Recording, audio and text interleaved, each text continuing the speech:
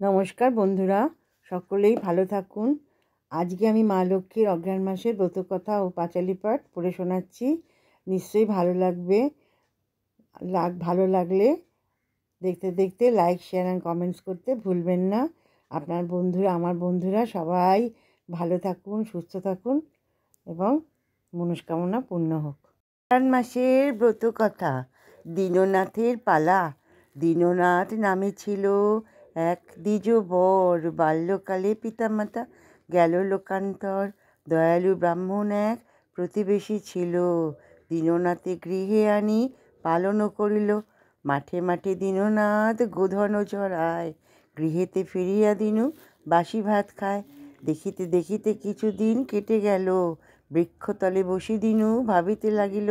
পিতামাতা ছাড়ি গেল শৈশব কালেতে। বেঁচে থাকা বড় দায় পরের অন্নেতে। বৃক্ষতলে বসি দিনু এই চিন্তা করে। দুনয়নের বাড়ি ধারা ঝড়ো ঝড়ো ঝরে। হেনকালে ক্ষেত্রলক্ষ্মী তথায় আসিয়া দীননাথে হস্তে তথা কিছু ধান দিল। ধান দিয়া লক্ষ্মী বলে, লহ যত্ন করে এই ধান ছড়াইয়া দাও ক্ষেত্র পরে। দীননাথ ধান লয়ে ক্ষেত্রেতে ছড়ায়। পরদিন দীননাথ স্বর্ণধান্য পায়। সে দেশের মহারাজ শুনিতে পাইল। দৈব কৃপা বলি রাজা বুঝিতে নারিল। দীননাথে অন্তঃপুরে করিয়া আনায়ন। রাজকন্যা তার হস্তে করিল অর্পণ। বহু জমি দিল রাজা কন্যা জামাতায়।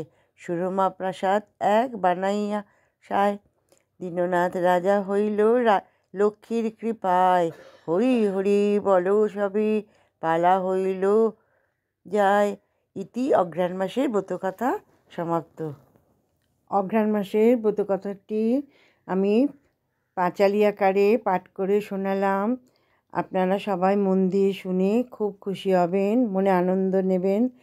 আমার এই ব্লগটি আপনারা সাবস্ক্রাইব করে